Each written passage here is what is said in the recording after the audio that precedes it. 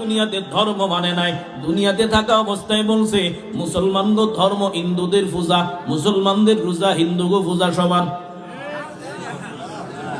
সমান সমান নেই। আমগো রোজা আর হেগো পূজা নাকি?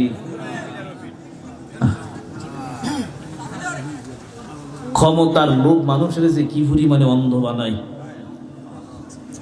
একজন বাদশা ছিলেন হেরাকেলস নাম। ওই বাদশা আমার নবী যে সত্য সব প্রমাণ পাইছিল, 10টা প্রশ্ন করেছিল আবু সুফিয়ান রে। আবু সুফিয়ান প্রশ্নের জবাব দেওয়ার পরে ওই হিরাকেল বাদশা বলেন, ওই মুহাম্মদ নবী আসলে সত্য নবী, আসলে তার ধর্মটা সত্য। ওই ওখান থেকে আবু সুফিয়ান মুসলমান হয়েছে। কিন্তু এবার হিরাকেল বাদশা কয় শ্রোতাদেরকে জমায়, কয় এই নবীটা ভালো, আমি তার ধর্ম গ্রহণ করব, তোমরা কি মানবানি? সবাই কয় না, বাপ দাদার ধর্ম ছাড়বো না। এবার সে চিন্তা করলো আমি একা মুসলমান হইলে আমার ফিডাই মেরে নেব, এই জন্য তার ক্ষমতা চলে যাবে, এই জন্য সে ধর্ম গ্রহণ করে নেয়। আর মুসলমানের ঘরে জন্ম নিয়ে তুমি খুব আরেকজনের ধর্মের পূজায় না আঙ্গো এত বড় আমল রোজার সাথে মিলাও, তুমি কেমন মুসলমান? ঠিক নেই? আফসোস। আল্লাহ আমাদেরকে হেফাজত করুন। যারা দুনিয়াতে বলবে রোজা পূজা সমান, ওরা কবরে জবাব দিতে পারবে? জোরে বলেন। আমার নবীরে দেখাইমে ছিল যারা দুনিয়াতে খেলোয়াড়রে মহব্বত করত, নায়ক নায়কের আইডল মানত, এরা বলতে পারবো? এরা পারবো? আইডল তো মানতে মানতে এত পরিমাণে যুবকরা অনুসরণ করে, তাদের মতো চুল কাটে, তাদের মতো দাড়ি রাখে।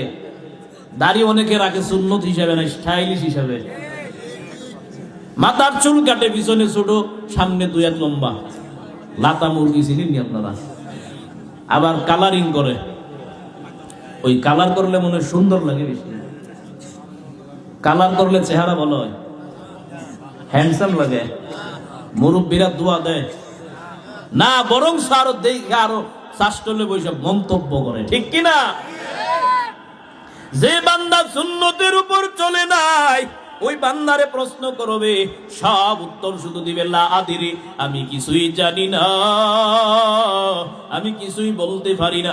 আল্লাহ বলবে, ও ফেরেশতা যাও, নাফরমানের দুনিয়াতে আমি আল্লাহ কম সুযোগ দেয় নাই। আমার দেওয়া আসমান, আমার দেওয়া জমিন, আমার দেওয়া সূর্যের আলো, আমার দেওয়া চাঁদের আলো, আমার দেওয়া নদীর মাছ, আমার দেওয়া গাছের ফল ফ্রুট, আমার দেওয়া জমিনের শাকসবজি, আমার দেওয়া শক্তি, আমার দেওয়া দেহ, আমার দেওয়া রক্ত, আমার দেওয়া সব বান্দা ভোগ করেছে, একবারও শুকর আদায় করে নাই। আমি আর সুযোগ দিতে চাই না। ওই নাফরমানের কবরের সাথে জাহান্নামের একটা সংযুক্ত লাইন বানায়া দাও, এরপরে বুঝবা কত দানে কত চাল। এই জন্য বাবা, জান্নাতটা কামাই করো, মালিকের দরবারে ভালো মরণ কামনা করো, কারণ জান্নাত এমন শান্তির ঘর, জান্নাতের মতো শান্তি আর কোথাও। জোরে বলে, জান্নাত আমরা চাই কি চাই না? জোরে বলেন, চাই কি চাই না? এই জন্য বাবা, ভালো মরণ কামনা যদি করতে পারো, মরণটা যদি ভালো হয়, জান্নাত শান্তির ঘর। দুনিয়াতে যত বড় ধনী হোক না কেন, কোটি কোটি টাকার মালিক, ক্ষমতার মালিক, সাথে সাথে একটা জিনিস খাওয়ার মন চাইছে, কল্পনা করছে, আইসা করবো